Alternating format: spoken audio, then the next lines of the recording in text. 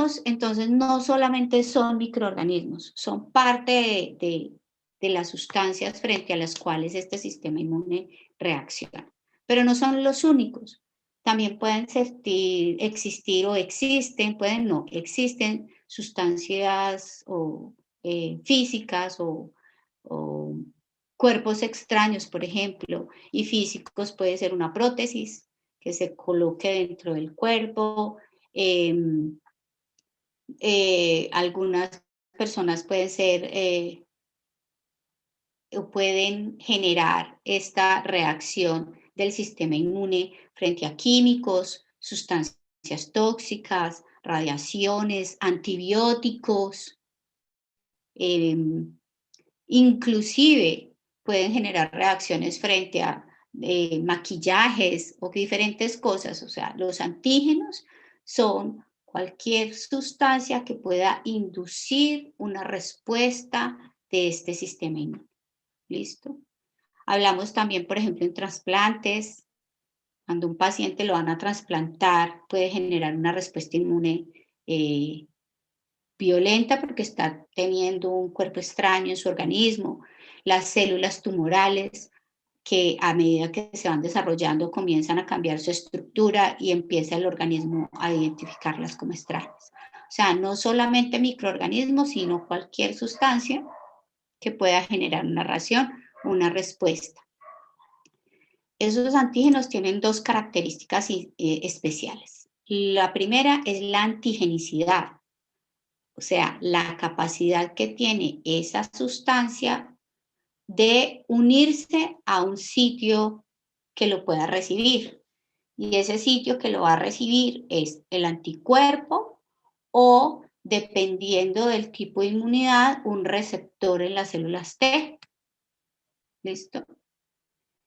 Entonces, un antígeno puede tener la capacidad de unión, pero no siempre va a tener la capacidad de ser inmunogénico.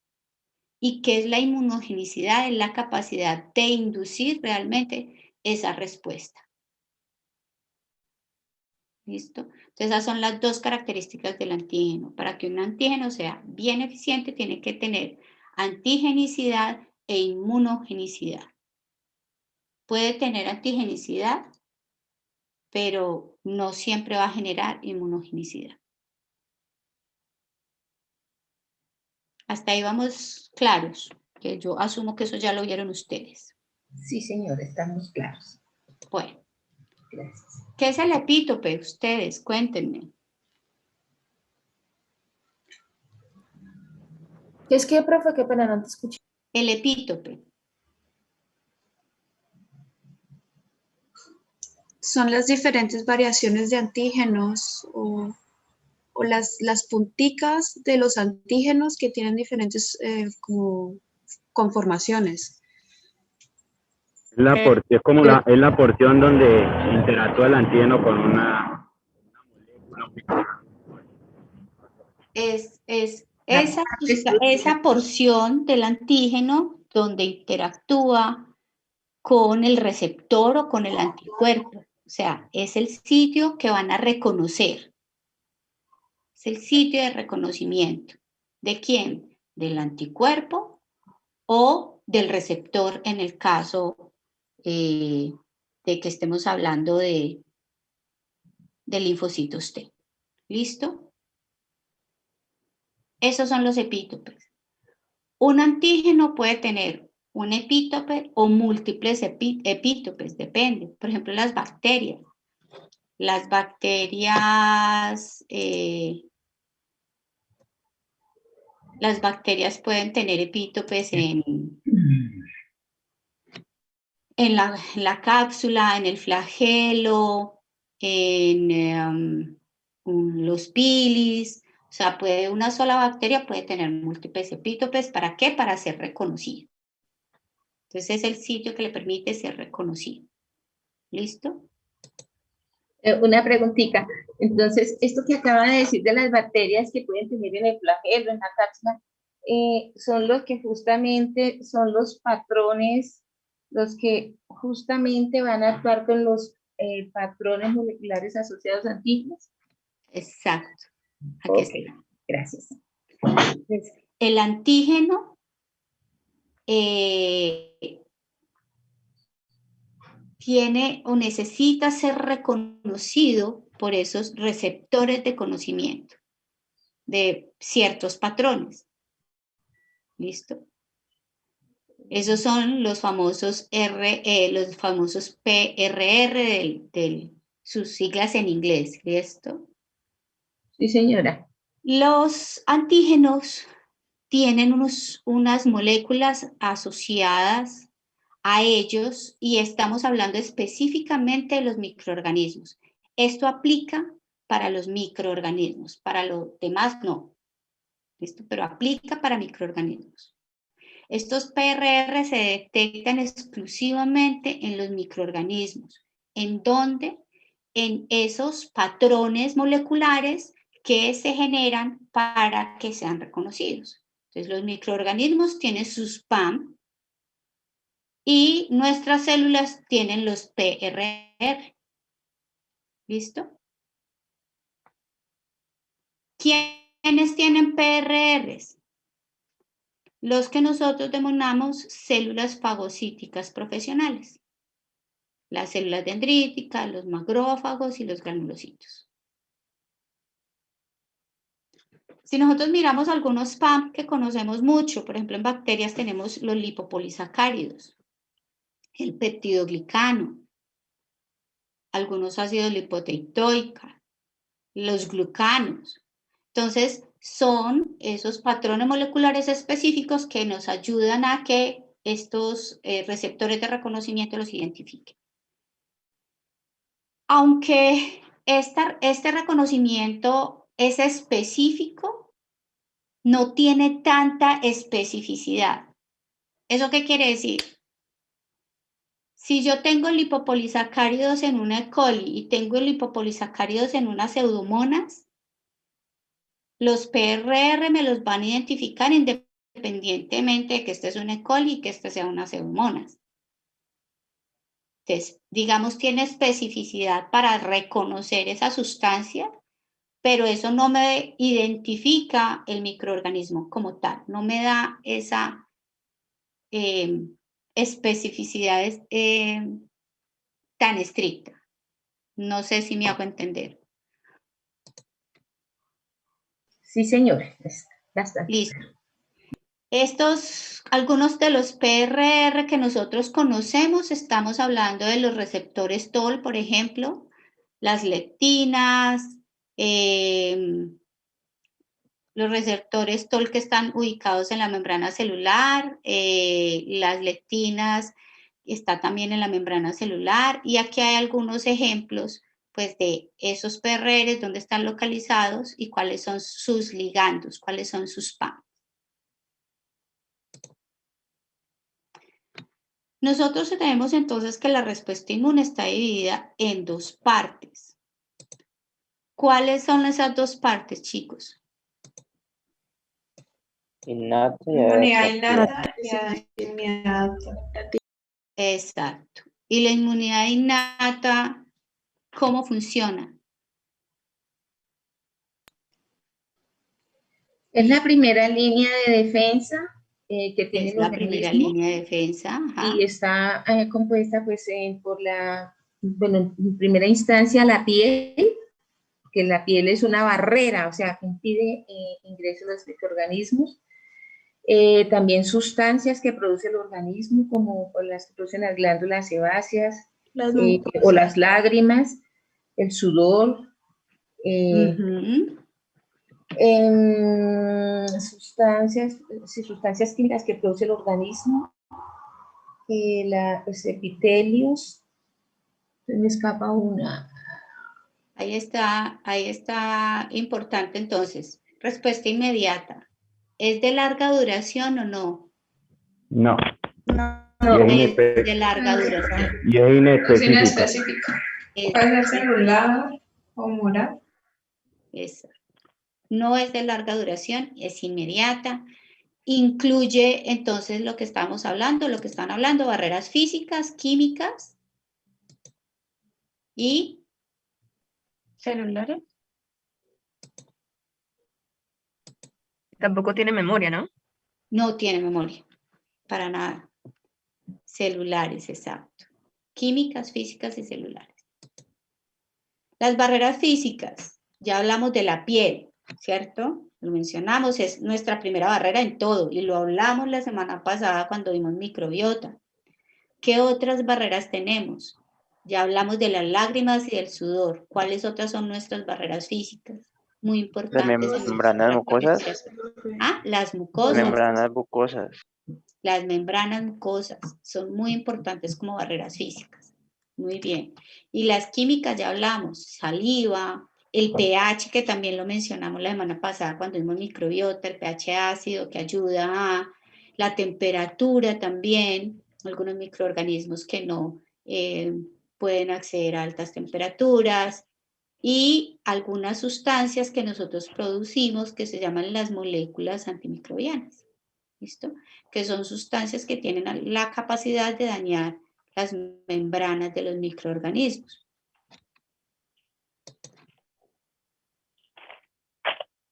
¿Las celulares cuáles son? Profe, ¿usted está proyectando? Porque no parece. No, no estoy, estamos conversando. Pues como ustedes ya vieron eso en inmunología, igual yo les dejo las diapositivas, pero pues a medida que yo vea que necesitamos proyectar, lo voy a ir haciendo. ¿Listo? Profe, en las celulares pues tenemos las células fagocíticas, Las células las fagocíticas. killer. ¿Las qué? Natural killer. Las natural killer. Los neutrófilos. Eso sí, eso están dentro de los fagocitos. Polimorfonucleares. Las células dendríticas, que son muy importantes.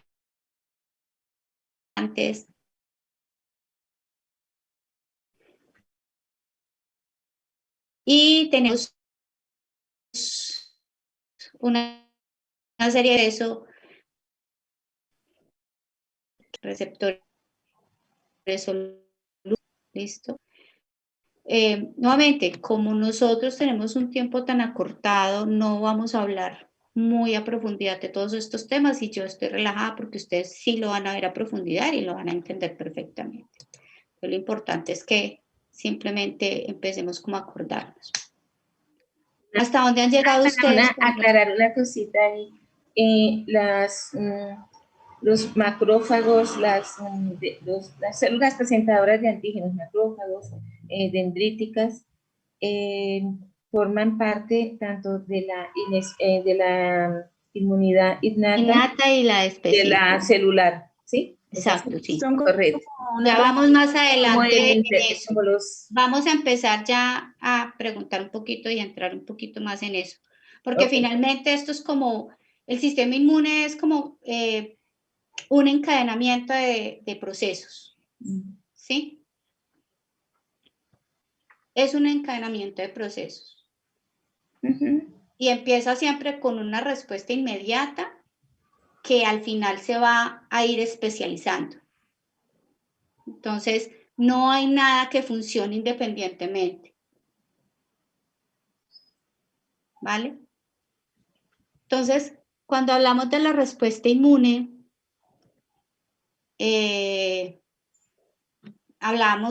mencionaban ustedes que habían dos tipos de respuesta inmune. Sí, señora, la innata. Ajá. Y la adaptativa. Y la adaptativa.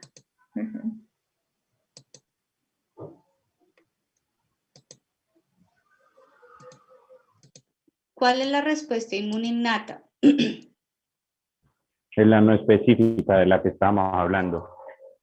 Y ya la adaptativa ya es la más específica, donde entran los anticuerpos, toda la respuesta celular y humoral que va específica ante un patógeno o ante un antígeno que esté interactuando en nuestro organismo. Exacto. Entonces, esto no me va a dar compartir aquí. Y allí juegan en la adaptativa papel primordial los linfocitos y los productos de este, ¿no? Los que son los antígenos, bueno, sin ir para allá. Bueno, entonces, como ustedes están mencionando, la respuesta adaptativa, listo.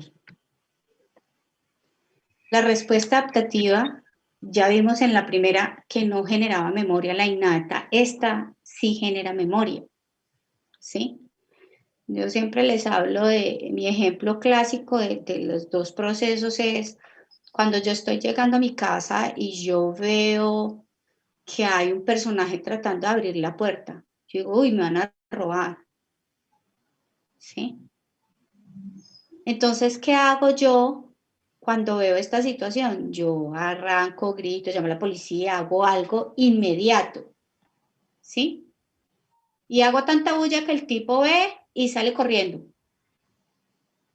Es una reacción inmediata, es una reacción que simplemente encontré algo extraño, entonces yo simplemente grité, no sé qué, hice el escándalo y el tipo salió corriendo. Si yo vuelvo a ver el tipo, como dice tanto escándalo y tanta cosa, laraca, yo no lo voy a reconocer. ¿Sí? Porque no me fijé en él, no lo miré, no entré en contacto con él. Ahora, yo puedo tener otro tipo de respuesta. Yo puedo llegar, ver que un tipo está intentando entrar a mi casa y yo puedo coger mi celular y tomarle una foto de lejitos, porque no me la va a acercar ni mucho menos, para tener una evidencia y una forma de reconocerlo. ¿Listo? Ya lo reconocí, ya tengo una foto. Si yo vuelvo a ver el tipo, yo ya sé quién es. Así es como funciona el sistema inmune. ¿Listo? Entonces, esta respuesta inmune adaptativa, como su nombre lo dice, se va adaptando al proceso. Este sí genera memoria y a medida que tenga exposición con ese antígeno, su respuesta va a ser más rápida y más eficiente. Y este sí tiene la capacidad de reconocer características individuales, no como el otro que reconoce patrones. Este sí reconoce características individuales. Como ustedes bien lo mencionaron, está la humoral y la celular. La humoral que reconoce antígenos extracelulares. Y esto es muy importante en microbiología porque nos permite identificar determinado tipo de microorganismos, es decir, extracelulares, ¿quiénes están? Están las bacterias, están los hongos, están los parásitos. Digamos que la mayoría de las bacterias, hongos y parásitos, ¿cierto?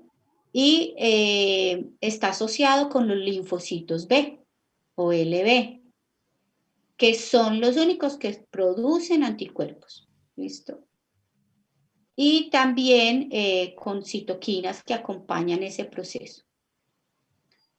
Entonces, aquí en la imagen tenemos los microorganismos, donde hay pues este primer inicio o entrada del microorganismo, donde los linfocitos están acá con sus anticuerpos adheridos. Recuerden que esos anticuerpos pueden estar en la membrana del linfocito B, pero también pueden ser secretados, ¿sí? Esos anticuerpos secretados son los efectores.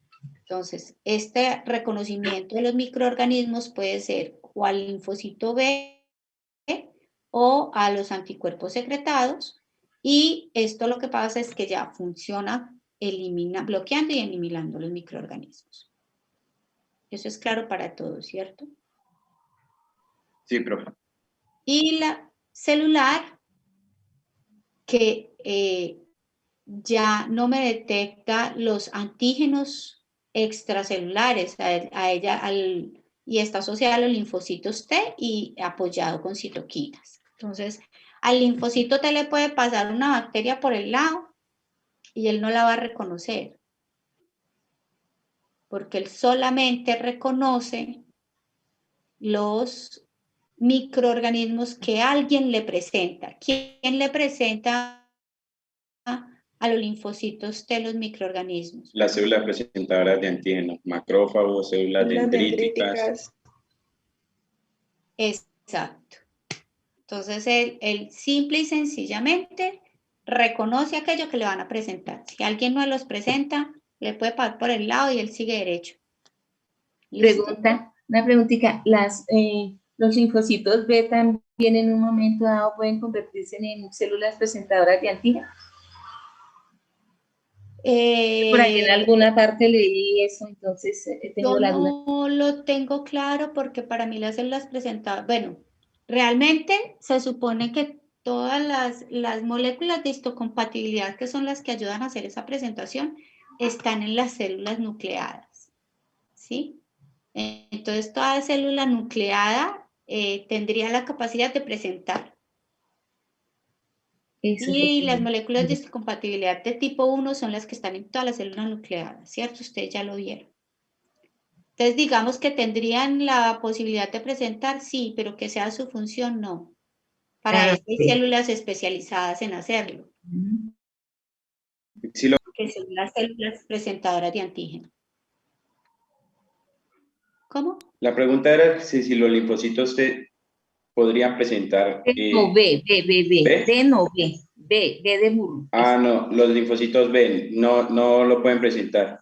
Los linfocitos T sí pueden hacer esa presentación cuando hacen su subdivisión para hacer linfocitos T citotóxicos coayudadores, pero los linfocitos B no pueden hacer esa presentación. Pero no, yo estoy de acuerdo con lo que la profesora dice, porque ahora que estoy como recapitulando, si había leído algo de que las células nucleadas, y lo que ella acaba de decir, que pudieran hacerlo, pero no es su especialidad, ¿sí? Yo no me acuerdo muy bien del tema, pero más adelante, como a final del segundo corte, e inicio del tercero, la profesora Mónica lo explica mejor. ¿Por qué no pueden presentarlo? La profesora de inmunología. Por eso les digo, teóricamente,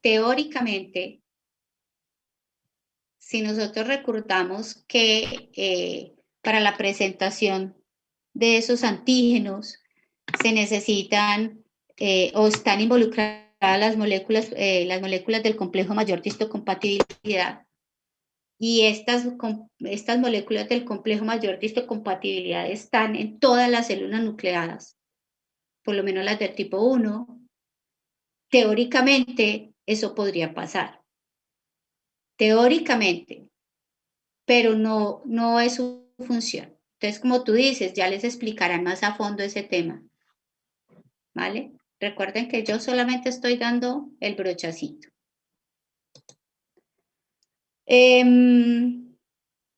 Entonces es claro con nuestros microorganismos, ¿listo? Que los microorganismos intracelulares son los que van a poder ser reconocidos por estos linfocitos T, que son presentados por esas moléculas por esas células presentadoras de antígeno profesionales, aunque hay algunas que no son tan profesionales, pero podrían presentar, ¿sí? Y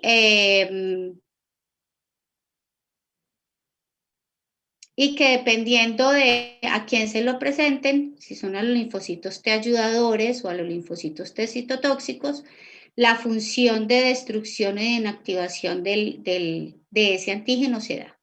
¿Listo? Aquí tengo esta diapositiva. ¿Quién me la puede explicar?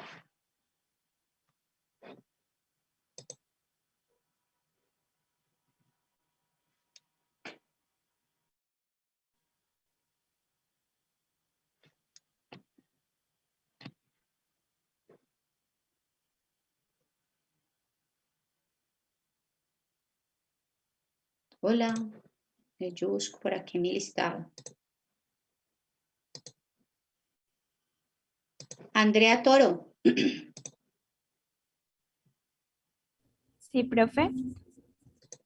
¿Me puedes explicar esta diapositiva? Ya te la voy a volver a colocar.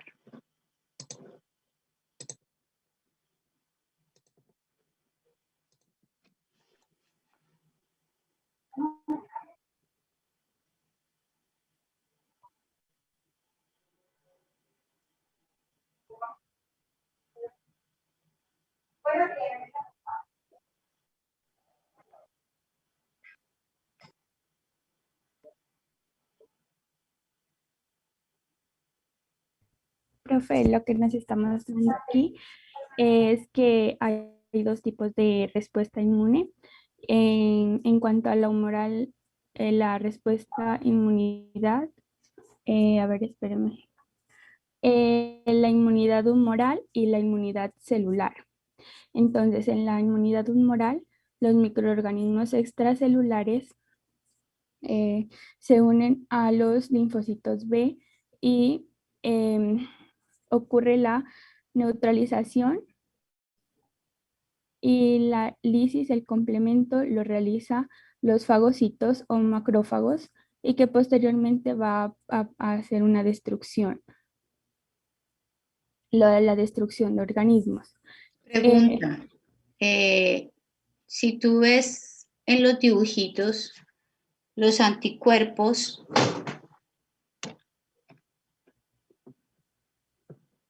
hay anticuerpos rojos y hay anticuerpos azules. ¿Qué está pasando ahí? Que se están uniendo a los receptores de las células. Y ¿Alguien ve qué está pasando ahí? Sí, profe. En los linfocitos B secretan proteína, en este caso anticuerpos, que se adhieren a los digamos, microorganismos patógenos y los inmovilizan. Entonces ya luego los macrófagos pues utilizan estas moléculas para posteriormente hacer la presentación del antígeno a otras demás células, ¿no? Eso es en cuanto a la respuesta inmunidad. ¿Qué está adaptativa de pasando tipo ahí humoral. con los microorganismos que están mostrando? Profe, que nos están marcando para que otras células los reconozcan y los fagociten. Ajá, parte sí, pero hay... No, Profe, no me imagino que lo que usted está preguntando es que los rojos son específicos a las bolitas verdes y los azules son específicos a los otros microbios. Exacto. Entonces, miren, los rojos están reconociendo los cocos, que son esas formas redonditas de las bacterias, y los azules están reconociendo los bacilos, que son las formas alargaditas de las bacterias, de lo que hablábamos ahora, ¿cierto? La respuesta inmune innata, eso arranca y coge todo y a todo le tira. Pero esta sí da cierta especificidad. Entonces, esto hace la diferencia, ¿no? Bueno, listo. Y por el otro lado, entonces...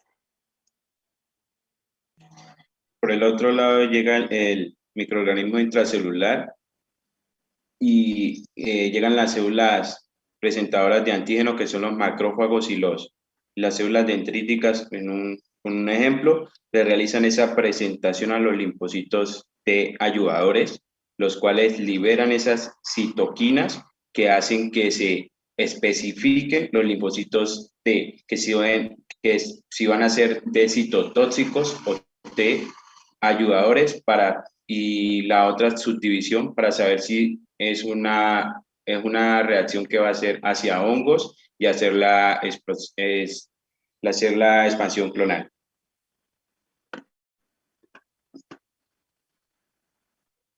¿Sí? ¿Para todos?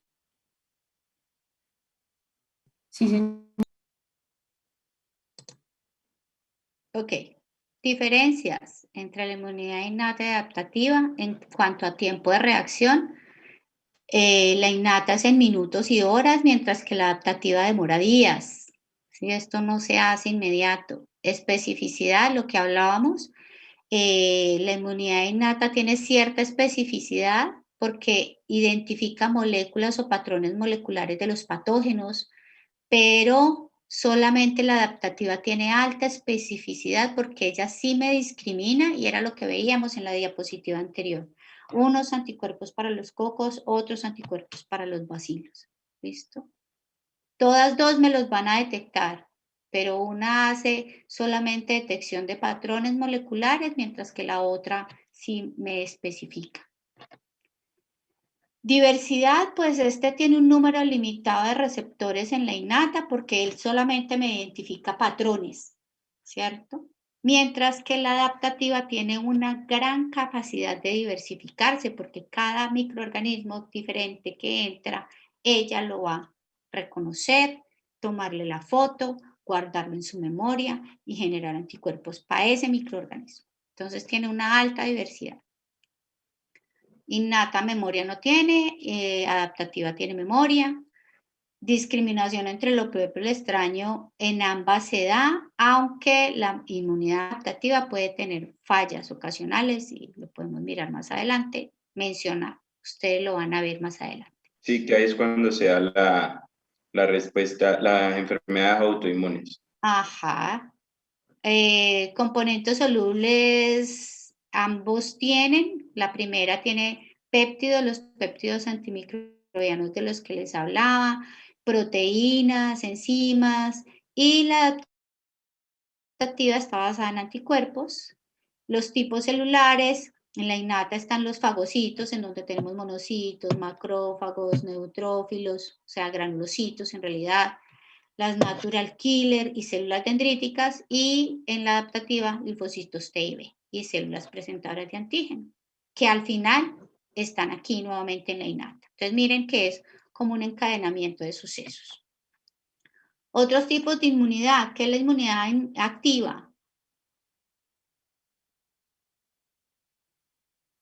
Cuando lo que hace, cuando se inocula, por ejemplo, cuando lo vacunan a una persona, que le aplican el virus atenuado y el sistema inmune lo ataca, lo reconoce y crea anticuerpos ante ese virus. Y puede ser un virus atenuado, puede ser simplemente una fracción sí. de ese, y no solamente para virus, para bacterias. Para bacterias. ¿Sí? Esto es, yo coloco un antígeno en mi cuerpo para que se genere esa respuesta inmune sin necesidad de que sea el antígeno normal. ¿Listo? Y eso lo estamos viendo ahora con la vacunación para COVID. Hay dos tipos de vacunas. ¿Listo? Y la otra inmunización es la adquirida, que es por transferencia. Es la inmunidad pasiva. Es decir, nosotros ya le metemos el anticuerpo de una forma u otra a los individuos. Una de ellas, la más conocida, es la lactancia, donde la mamá siempre está pasándole anticuerpos al bebé. ¿Sí? Pero otra forma de inmunidad pasiva la hemos escuchado mucho ahorita con COVID. ¿Cuál es? La del suero. La del suero, exacto.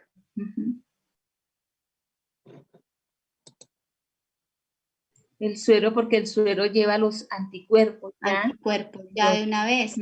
Es una especie de inmunización activa. Pasiva.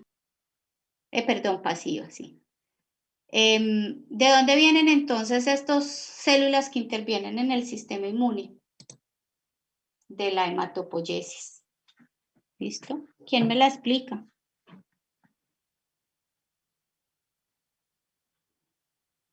A ver. Profe, pues Elsa. Todo inicia en las células pluripotenciales de la célula madre, que se diferencian en la línea mieloide o la linfoide, pues ya mediante algunos factores pues que van a intervenir. En la línea mieloide pues tenemos los diferentes, vamos a tener granulocitos y agranulocitos. Y por el lado de la línea linfoide pues vamos a tener linfocitos B y linfocitos T. Los linfocitos B se van a madurar en la médula ósea, pero los T van a ser transportados al timo, donde van a terminar su maduración. Por eso es que llevan el nombre de T, porque se maduran en el timo. Listo. Y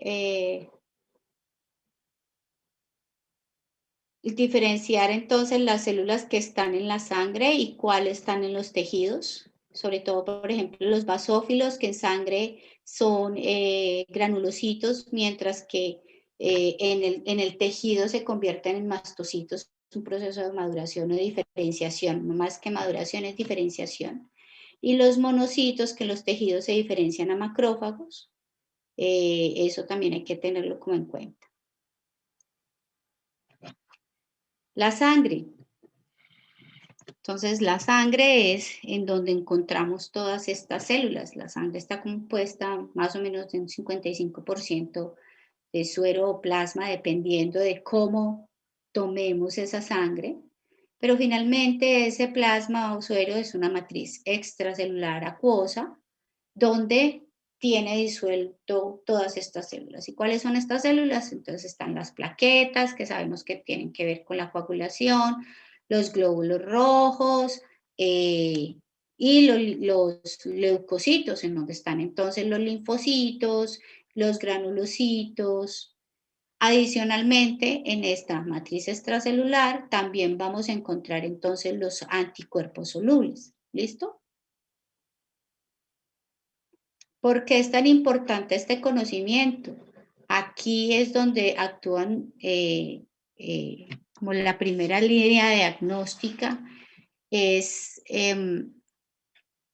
si nosotros tenemos un paciente que llega con un proceso infeccioso, lo primero que hacemos es tomarle una muestra de sangre para saber cómo tiene esos leucocitos, que son la primera línea de defensa. ¿Sí o no? Sí, profe. Entonces, cuando nosotros vemos en esos resultados del hemograma unos leucocitos altos, lo primero que pensamos es realmente si hay un proceso infeccioso acá, porque tiene muchos leucocitos. ¿Eso qué quiere decir? Que el sistema inmune empezó a producir muchos leucocitos para llegar a defenderse. Ahora, esos leucocitos en ese examen los vamos a ver de manera diferencial. Yo puedo ver muchos neutrófilos, una gran cantidad de neutrófilos, o puedo ver una gran cantidad de linfocitos. ¿Eso qué querrá decir? Si yo veo muchos neutrófilos, ¿qué querrá decir? Que tienen infección por Infección bacteria. bacteriana. Que son microorganismos que...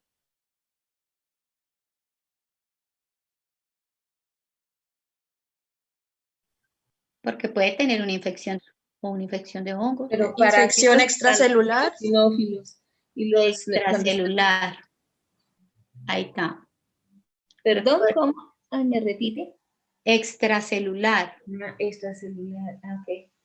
Entonces sí, claro, uno piensa inicialmente en bacterias que son las más comunes, pero todos los antígenos extracelulares van a producir una gran cantidad de polimorfos nucleares. Y si tengo muchos linfocitos, Es intracelular. voy a pensar en microorganismos intracelulares. ¿Listo?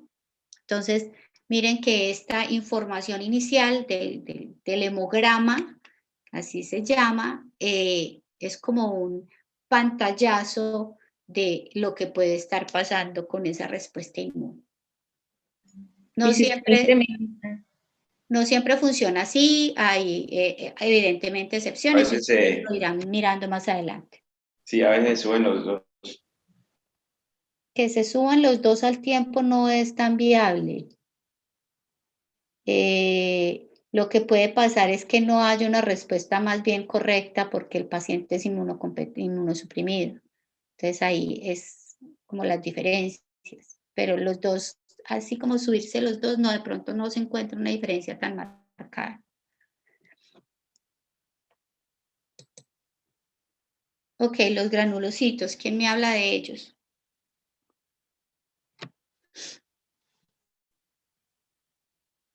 Los granulocitos son los polimorfonucleados y pues, como dice su nombre, tienen varios núcleos y tienen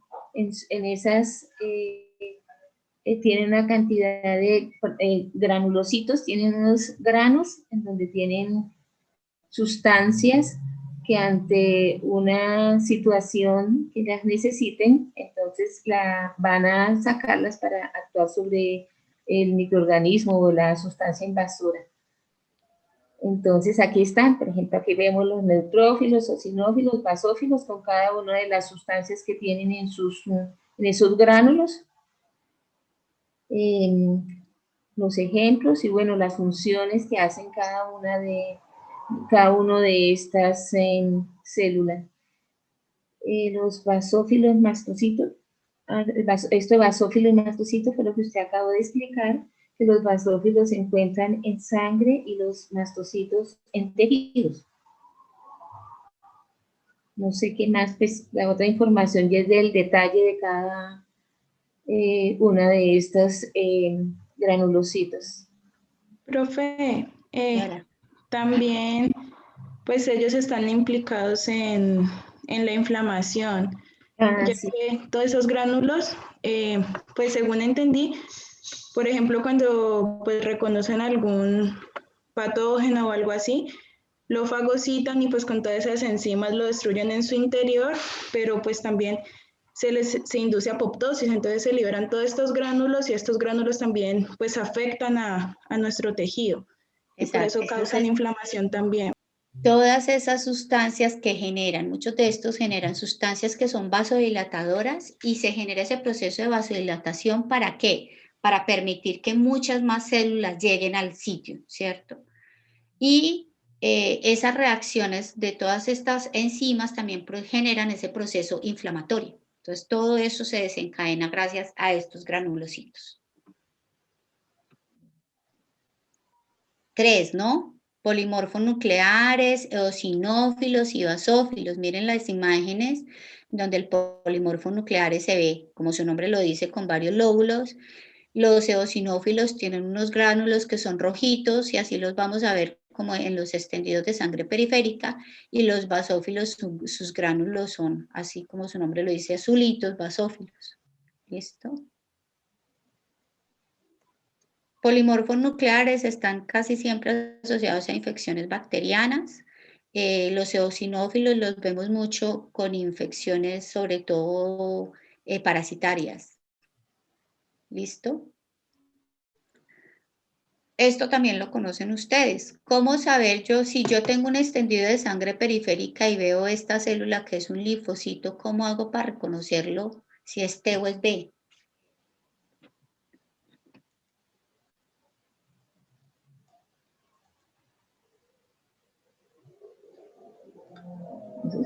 Por una invaginación, profe, a nivel histológico. Carreta. Pues eso fue lo que nos enseñó el profesor Tamayo. Profe, por el lugar donde se localizan, ¿no? No.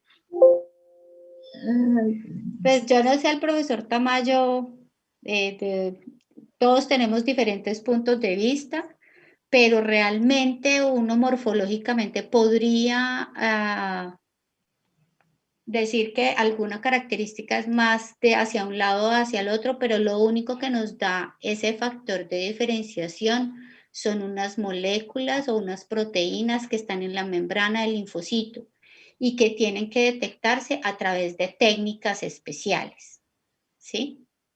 Y esas proteínas se llaman clúster de diferenciación o marcadores de superficie, ¿sí? Entonces se les conoce como CD. Y cada uno de estos CD tiene un número y ese número es específico para estos linfocitos. ¿Listo? Entonces los linfocitos B son CD19 y los linfocitos T son CD3. Entonces, uno que utiliza para poder hacer esa identificación de manera correcta, uno hace citometría, marca las células para poder identificar esos clústeres de diferenciación o esos marcadores de superficie. ¿Listo? Eso es lo único que nos va a decir con certeza qué tipo de linfocitos qué tipo de linfocitos es, T o B.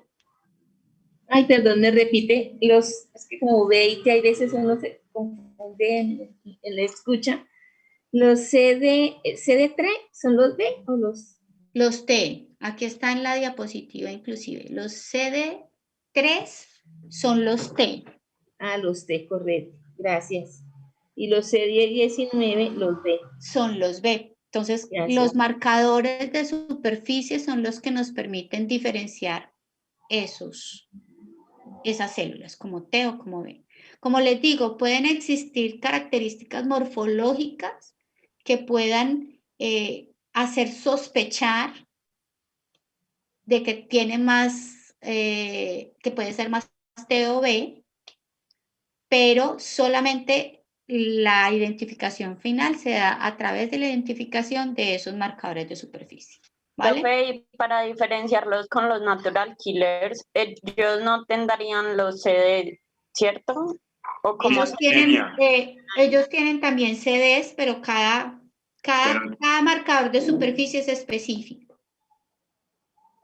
Entonces, por ejemplo, con los linfocitos T. Los linfocitos T son, ya sean ayudadores o citotóxicos, ambos son linfocitos T. ¿Listo? Pero los ayudadores tienen otro marcador de superficie, que es el CD4, y los citotóxicos tienen otros marcadores de superficie, que son CD8. Entonces, el linfocito T ayudador finalmente se denominaría CD3, CD4, y el linfocito T citotóxico CD3, CD8. ¿Y el natural killer?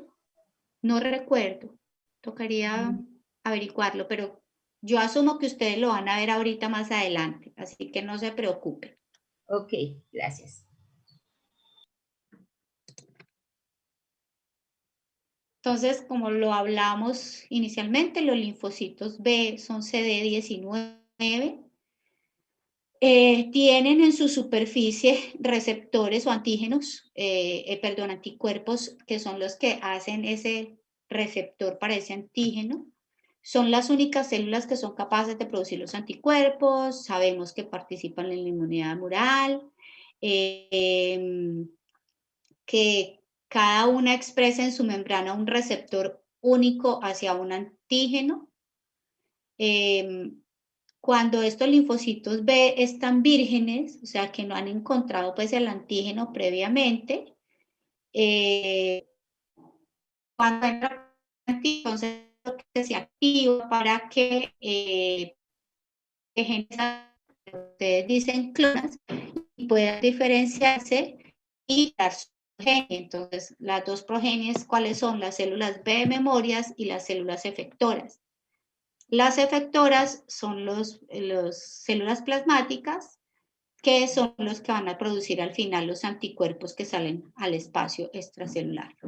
Y estas células efectoras son de corta duración, mientras que las células de memoria sí tienen que ser de larga duración. Los linfocitos T, pues ya vimos que pueden ser los ayudadores y los citotóxicos, que son los que ayudan a reconocer aquellos antígenos que son no solubles. Ya vimos que están las ayudadoras y las citotóxicas. Las citotóxicas por sí mismas tienen la capacidad de destruir esos antígenos, mientras que las ayudadoras necesitan, como su nombre lo dice, están más en un proceso de ayudar a que con otras sustancias se pueda hacer esa destrucción de esos antígenos. Con ambos se utilizan las moléculas de presentación, que son el complejo mayor de histocompatibilidad, que son las que ayudan en ese proceso. Y bueno, no sé si tienen algo más para mencionar en cuanto a los linfocitos.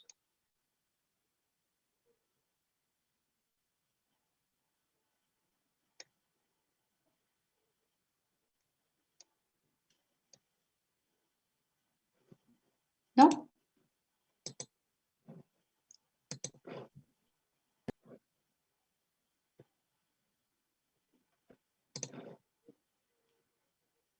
Como lo mencionamos en varias ocasiones, entonces a los linfocitos T alguien necesita presentarle el antígeno, y esa presentación se hace a través de dos características importantes. Una, las células presentadoras de antígeno, y la segunda, el complejo mayor de histocompatibilidad.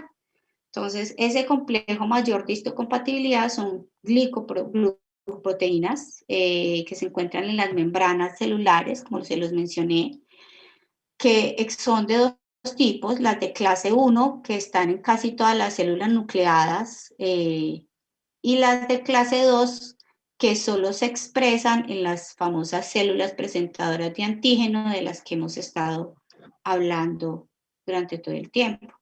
Entonces, lo que les decía, teóricamente todas las células que son nucleadas presentan o tendrían la capacidad teórica de presentar antígenos, sin embargo no todas lo hacen, ¿vale?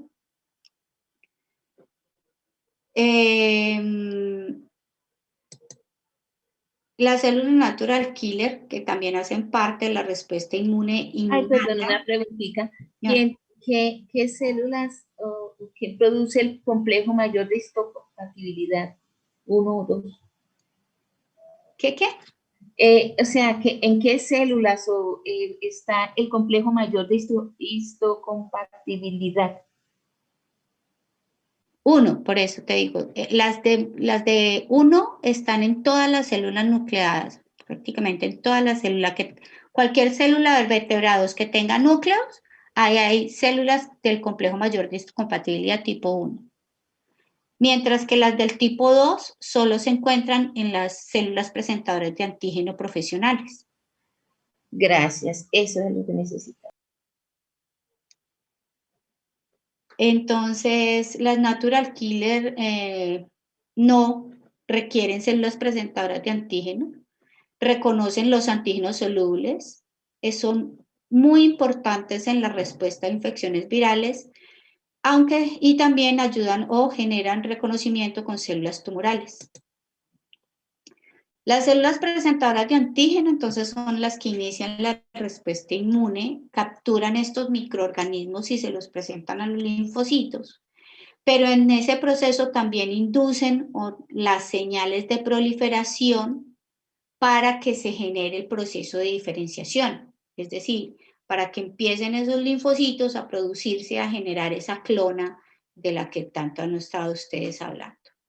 ¿Quiénes son las células presentadoras de antígeno profesionales? Que ya lo mencionamos, las células dendríticas, los macrófagos, básicamente.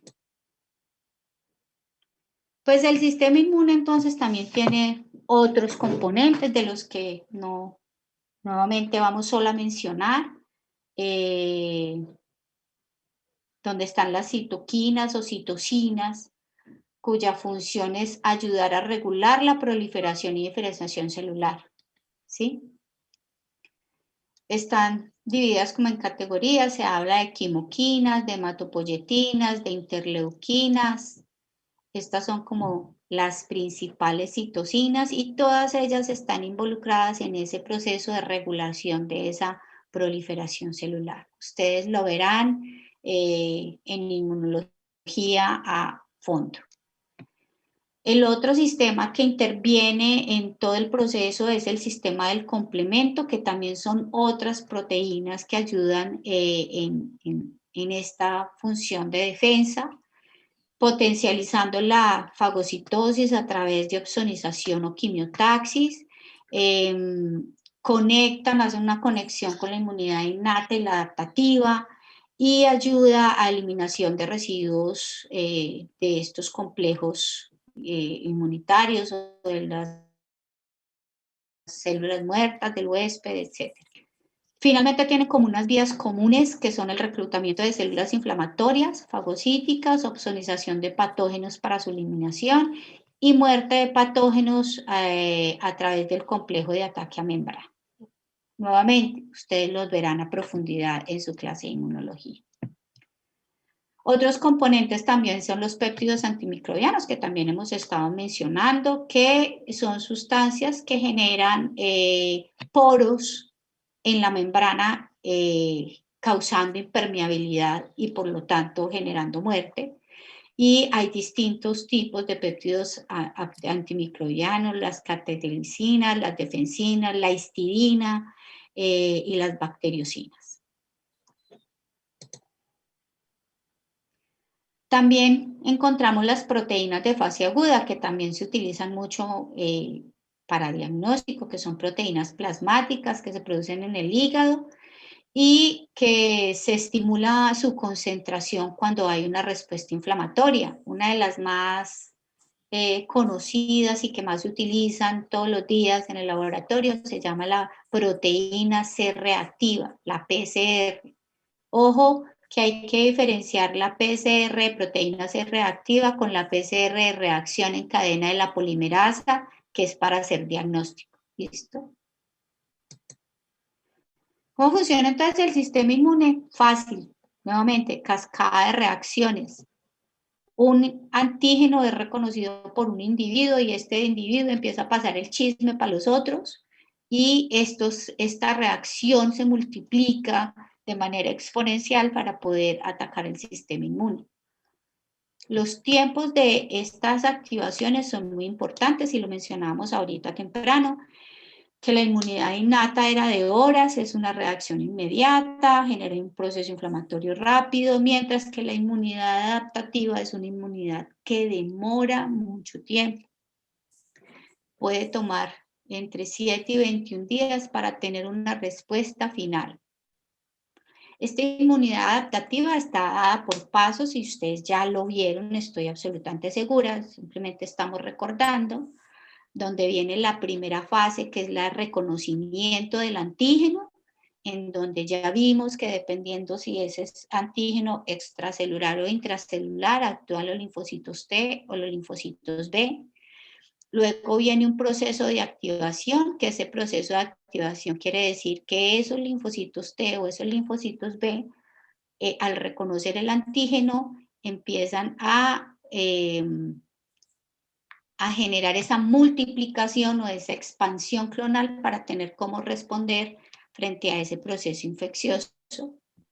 Y adicionalmente la expansión clonal también se viene un proceso de diferenciación en donde se producen los anticuerpos en los B o se genera esa diferenciación a células efectoras. Estas células efectoras son importantes porque son las que al final van a ser capaces de seguir a la siguiente fase, que es la eliminación del antígeno. ¿Listo? Una vez esta fase de eliminación de antígenos termina, quedan una gran cantidad de células, porque recuerden que se generó un proceso de expansión clonal.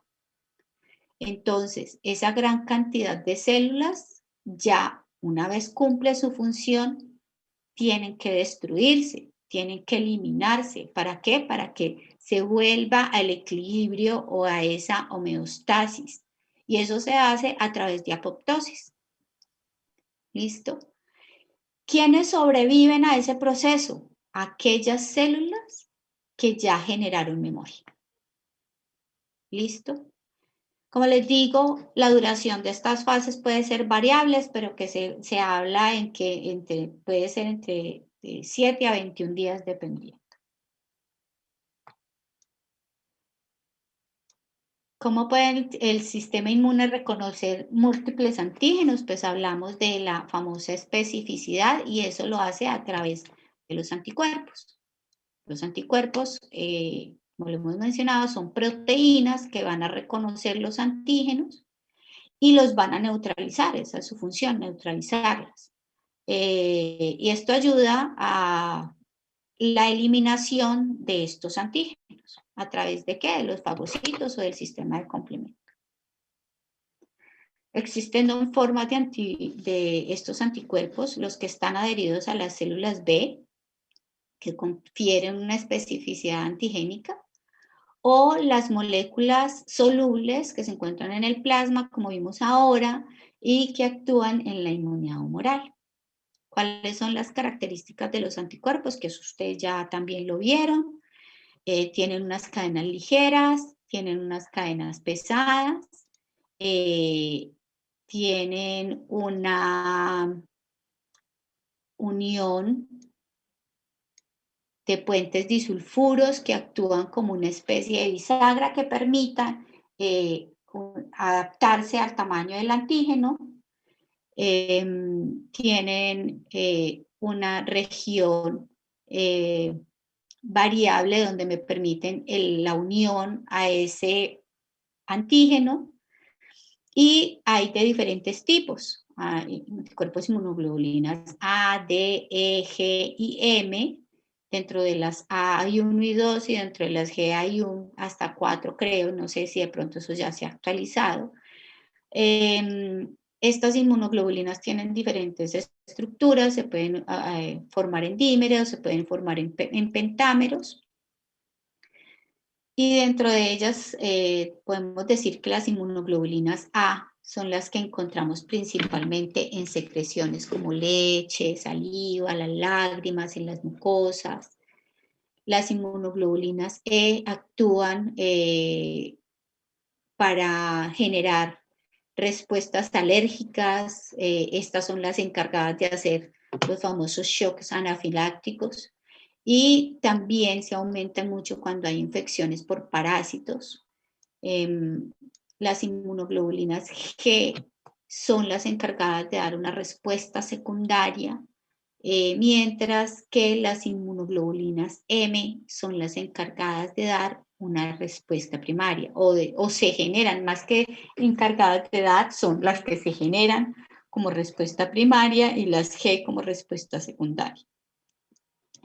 Estas G son los únicos anticuerpos que pueden pasar la placenta y por eso son muy abundantes en los niños. Si nosotros miráramos la distribución de estas inmunoglobulinas, podríamos ver que en suero y mucosas las mayores son las inmunoglobulinas A, como lo dijimos, están más que todo en estas áreas.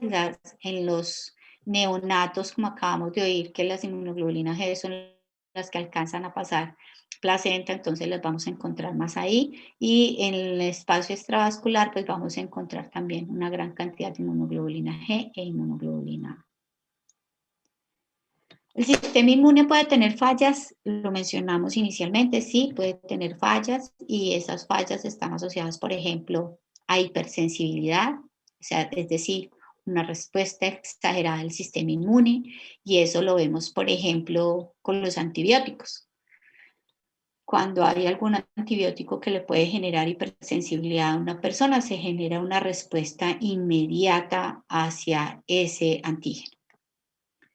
El otro proceso es la autoinmunidad, es la incapacidad de reconocer lo propio como extraño, y eso lo vimos, lo mencionaron ahora en las enfermedades autoinmunes como el lupus. Y las otras fallas del sistema inmune es porque hay daños en alguno de sus procesos. Por ejemplo, pueden ser primarias, que son características propias del individuo, o sea, pueden tener daños genéticos, por ejemplo, en la producción de receptores, o pueden ser secundarias, que son las adquiridas, como lo que vemos en pacientes con HIV. ¿Listo? En el sistema inmune también podemos ver que puede ser afectado por la variación antigénica, aunque no es una falla como tal, pero es una realidad que tenemos que tener claro. ¿Y qué es la variación antigénica? Es esa capacidad del microorganismo de modificarse. La variación antigénica la vemos claramente expresada en los virus. Los virus tienen una gran capacidad de variación normal, es en los virus. Ejemplos clásicos, el virus de la influenza es un virus que está constantemente cambiando y por eso es que la vacuna de la influenza no es una vacuna que dura por largo tiempo, sino que año a año se va reforzando con algunas variantes que se van presentando que no cubre. ¿Qué pasa cuando hay una variación antigénica? Entonces, los individuos vuelven a ser susceptibles a esa infección. ¿Listo? Entonces, yo me vacuné. Una preguntita, una pregunta, disculpe. En esta de la influenza, entonces, cada vez que se actualiza, por así decirlo, una nueva vacuna, entonces va a contener todos los anticuerpos de todas las otras especies antigénicas anteriores que se hayan encontrado. Va a tener la capacidad de generar anticuerpos contra esa variante que se generó. Recuerda que quien sufre, lo que nosotros nos colocamos en la vacuna pueden ser dos cosas, pueden ser o un microorganismo atenuado, o que quiere decir que es el mismo microorganismo que le quitan un factor que permite que genere daño en el paciente, por ejemplo, por decirlo así. Y la otra es una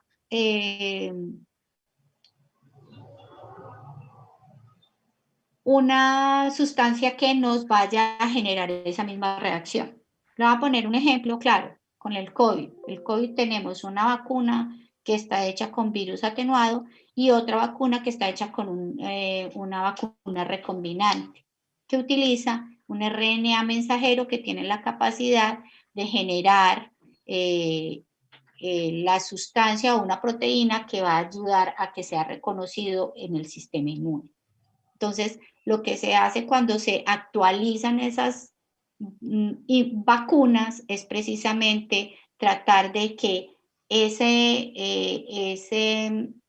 nueva variante que se creó pueda ser reconocida también.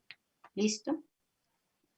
Pero en el caso, mi pregunta iba es que si, como se tienen cepas anteriores, y en el caso del virus de la influenza, entonces si la que le aplican a uno nuevamente va a contener también esos anticuerpos de las variantes anteriores, o solamente va a tener la de la nueva variante de influenza que ha salido.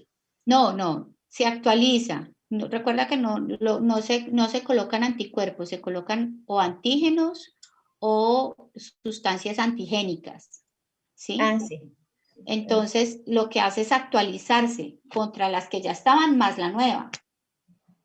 Sí. Y mire lo que, por ejemplo, se habla mucho ahorita el COVID. No, es que la vacuna que se produjo no cubre la nueva variante o sí cubre la nueva variante. ¿Cierto? Sí. Esa variación antigénica, ¿qué es lo que genera?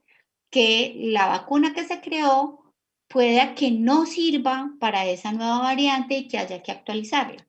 Sí, ya. Dice usted digamos que la variación antigénica no es una falla del sistema inmune, pero puede causar fallas en la respuesta del sistema inmune. Entonces, cada vez que hay una variación antigénica, volvemos a ser susceptibles a esa infección, a pesar de que nos hayamos vacunado. Profe, qué pena, ¿qué significa genes del MO? ¿Dónde? A microorganismo. Ah, ok, profe, gracias. Qué pena. Yo les pongo las diapositivas en el módulo igual. Yo le hago otra preguntita, a ver. Dijo usted ahorita que para la del COVID teníamos una que eran los virus atenuados y otra que es con el RNA mensajero, ¿sí? Un RNA. Entonces, de la RNA mensajero, sí. RNA, sí, bien. La del virus atenuado, ¿cuál es? ¿La de Pfizer o la de...? No, Moderna? la de Pfizer y la de Moderna y la de AstraZeneca creo que son de RNA. No sé si es la de Moderna o la Sputnik creo que la Sputnik de Rusia, la que es el antígeno atenuado. No lo tengo muy claro, no he leído muy bien al respecto. Ok, muchas gracias, muy amable. Pero les averiguo. Muchas gracias. Pues obviamente todo esto nos sirve, conocer el sistema inmune pues tiene una gran cantidad de funcionalidades importantes, pero una de ellas que de pronto es la que más usamos de rutina cuando no nos dedicamos a ser inmunólogos, ¿sí? Porque el que se dedica a ser inmunólogo, pues obviamente es su expertise. Pero para los demás esto nos sirve mucho en el momento de los diagnósticos, por ejemplo. ¿Sí? El ejemplo, hagámoslo con COVID, que es lo que tenemos como más reciente y de lo que más hemos oído hablar últimamente. Tenemos varias técnicas para hacer reconocimiento o para poder identificar el microorganismo. ¿Listo? Y para ello es importante saber en qué proceso de la infección está y cómo está reaccionando el sistema inmune, porque nosotros vamos a tener la capacidad de detectar ya sea el antígeno o ya sean los anticuerpos.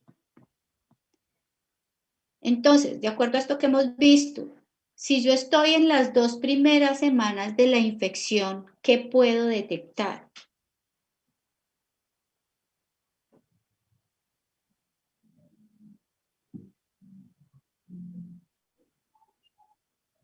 ¿A las cuántas semanas voy a tener yo anticuerpos? Semana 2, dice allí. Y después de la segunda semana.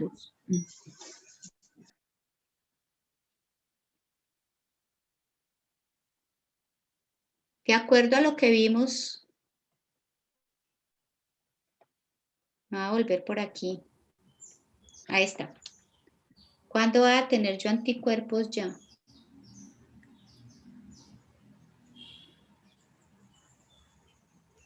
Como a la primera semana, después de los 7 días ya que pasó la fase de exposición donde se están elaborando los Primera anticuerpos. semana, me vuelvo para esta. A ver. Día 7. Al día 7 estoy empezando a producir. Miren aquí esta línea de tiempo. 21 días, células de memoria.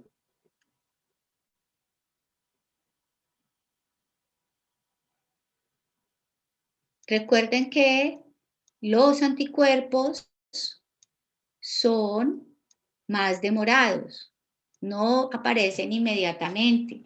Entonces, en los primeros días, ¿yo qué puedo detectar? El virus. El antígeno. Exacto. En los primeros días, y ni siquiera en los muy primeros días, porque muy posiblemente yo pueda adquirir el virus, pero él tiene que entrar en un proceso de replicación a un nivel tal que yo pueda realmente detectar la presencia de ese antígeno. ¿Listo? Entonces estamos hablando que más o menos al 6º, 7º, 8º día yo ya puedo empezar a detectar la presencia del antígeno. ¿Listo? Entonces, por eso hablamos que el diagnóstico de COVID buscamos el antígeno. Que le vamos a hacer una prueba de antígeno. El antígeno lo podemos buscar de 2 formas. A través de pruebas que denominamos inmunoensayo, y es que tenemos un anticuerpo creado específico frente de antígeno. ¿Sí? Entonces, en el caso del COVID, N, que es inmunógena, antigénica e inmunogénica. Entonces, esa proteína N es la que buscamos cuando hacemos la prueba de antígeno. Tenemos un anticuerpo anti-N, ve la proteína N, se une y genera una reacción de color. Hacemos una prueba antigénica a finales de la primera semana, más o menos, que ya tenemos una buena cantidad de antígeno. O podemos buscar el RNA de ese antígeno, el material genético de ese antígeno, y ahí hacemos una PCR, una reacción en cadena de la polimerasa. Entonces, yo en las primeras semanas, en la primera semana, final de la primera semana, es que yo ya puedo tener una buena cantidad de material antigénico para detectar. ¿Listo? Luego viene el proceso del sistema inmune, donde hace todos estos pasos hasta que llega al final a la producción de anticuerpos. Esa producción de anticuerpos comienza más o menos en la semana 2 y más o menos ya a partir de la semana 3 tenemos una buena producción de anticuerpos que nos pueda generar que lo podamos diagnosticar. ¿Qué pasa si yo a un paciente le mando anticuerpos en la semana 2? en la semana 2.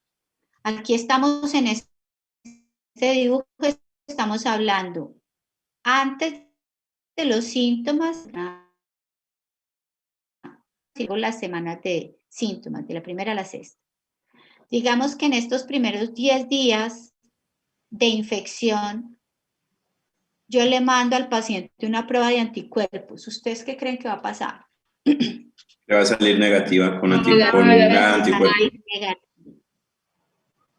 Porque no ha tenido tiempo de generar anticuerpos. Correcto. Entonces, no sirve mandar una prueba de anticuerpos y no se hagan una prueba de anticuerpos porque es más barata, porque no va a servir. Lo único que nos va a servir es la prueba de detección de antígenos. O la prueba de PCR que me va a reconocer el RNA de ese antígeno. Una pregunta, ¿la prueba rápida cuál es? ¿La que reconoce el antígeno? Hay prueba rápida para antígeno y hay prueba rápida para anticuerpo. Lo que tienes que estar segura es qué te estás haciendo, antígeno o anticuerpo. Entonces mucha gente dice, no, me voy a ir a hacer una prueba rápida y se hace una prueba de anticuerpos y está en la semana 2 de haber empezado el proceso infeccioso. No le va a dar nada. Pero esas pruebas son menos confiables, ¿cierto? La prueba de PCR. antígeno, o sea, la prueba de anticuerpo realmente ¿para qué te sirve? Teóricamente te va a servir para identificar si has tenido contacto con el bicho, más no para diagnóstico. Para las pruebas de diagnóstico son la prueba de antígeno que te detecta realmente el antígeno, aunque tiene menor sensibilidad que la prueba de PCR, y la PCR que te detecta el RNA del bicho. Esas son las dos pruebas diagnósticas. La otra la consideraría más una prueba de seguimiento que de diagnóstico. Es decir, yo estuve muy sintomática, pero no me hice nunca la prueba. ¿Será que sí me dio COVID? Entonces voy y me hago anticuerpos para ver qué inmunoglobulinas voy a ver. La G. La G. Yo puedo estar en un proceso aquí, en esta parte. ¿Sí? ¿Qué puede pasar si yo me hago una prueba de anticuerpos aquí? En esta zona que les estoy mostrando. Sale positiva la tercera semana. Para anticuerpos. ¿Para cuáles? IgM y IgG. Puede ser que me salga positiva para IgM e IgG. Exacto. ¿Y si me la hago por aquí? Sale más alto los IgG. No, los IgG. Ah, sí, perdón. ¿Sale más alto? ¿Pero por qué? ¿Cómo así? ¿Yo acaso esto acá se cuantifica? Esto no cuantifica. Más probable que uno detecte IgG que IgM, porque está en mayor cantidad.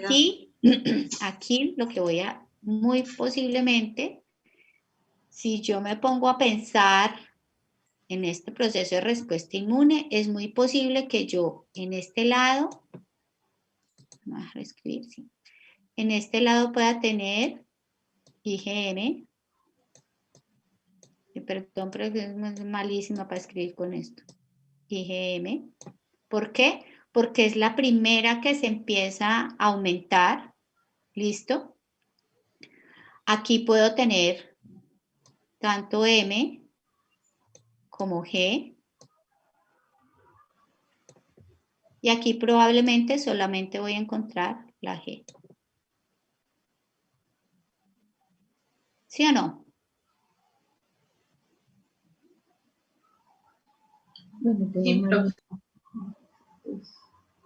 Entonces miren que es muy importante tener estos conceptos claros porque nos permite interpretar adecuadamente. Entonces yo le puedo decir a usted, hay un paciente que llegó con síntomas de COVID, pero dice que ya lleva 15 días de evolución.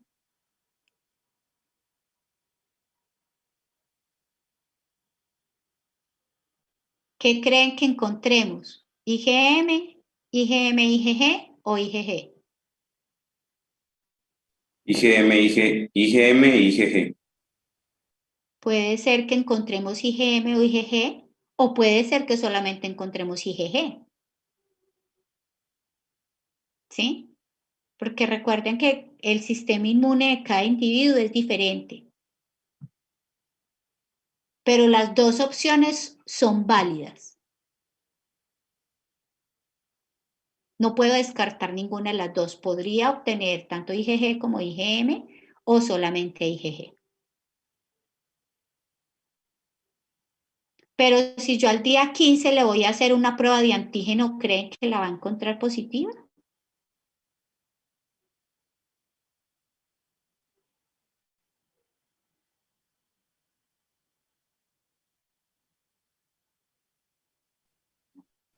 Yo diría que no, que va ya a 15, al día 15, o sea, 2 semanas. Pues ya están bajando los niveles. Profe, pues también depende del individuo, ¿no? Pero ojo, recuerden que inclusive las normas generales para los pacientes COVID es a usted 15 días después ya lo dejan salir a todas partes porque ya la viremia bajó. O sea, ya el antígeno ya se pasó y se fue. ¿Sí? Sí. Cuando estás con síntomas, lo primero que te dicen es quédate de 10 a 14 días encerrado en cuarentena.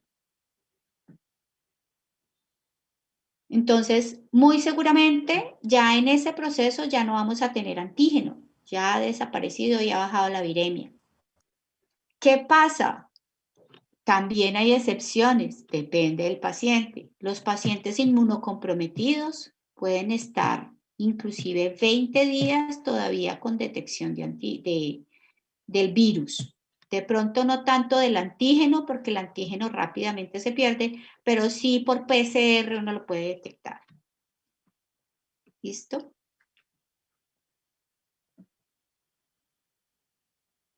¿Nos queda claro? Sí, profe. Perfecto. Listo. Entonces eso era lo que yo les quería mencionar nuevamente sobre inmunidad. Como les digo, ustedes saben más de inmunidad que yo. Están viendo un semestre completo de inmunología. La inmunología es bastante interesante. No, me gusta mucho, pero es una materia que es muy importante a futuro y sobre todo para ustedes. Hay muchas cosas que evidentemente aquí mencionaron de manera muy tangencial. Todo lo mencionaron de manera muy tangencial porque esta clase no está hecha para aprender inmunología, sino para saber que existe más o menos. ¿Vale? Vamos a tomar la evidencia fotográfica al final de la clase. ¿Usted también dicta inmunología? No, no. Yo no sé nada de inmunología, nada, nadita. No, ¿cómo que no? Sí sabe. Las cositas básicas. No, pero sí. Hay como para defenderme, pero no sé nada, no. La inmunología es una materia muy compleja, tiene demasiados componentes, hay que estarla estudiando todo el tiempo porque esos componentes se van actualizando, sobre todo ahora con las herramientas moleculares, los componentes moleculares se actualizan todo el tiempo. Pero uno lo que tiene que aprender dependiendo de lo que quiera hacer es tener el conocimiento de base.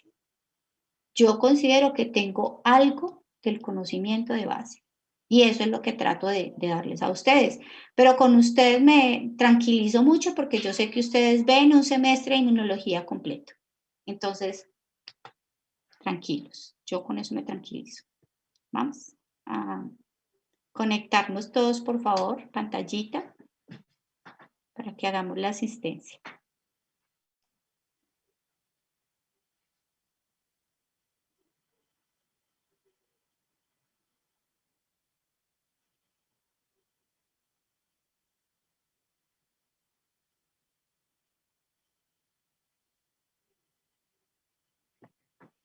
La próxima semana entonces vamos a hablar un poquito de pruebas diagnósticas.